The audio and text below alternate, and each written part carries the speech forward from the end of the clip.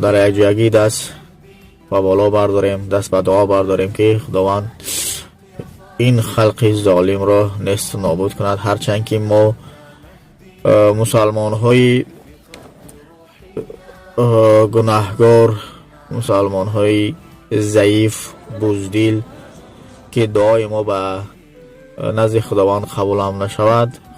از خداوند تولا میکنیم که به داد اون کودک هایی که بی پدر ماندن، اون مادرها و پدرهایی که بی فرزند ماندن، به داد آنها برسد و این فلسطین را که هم از جانب خود هم دین اسلام را از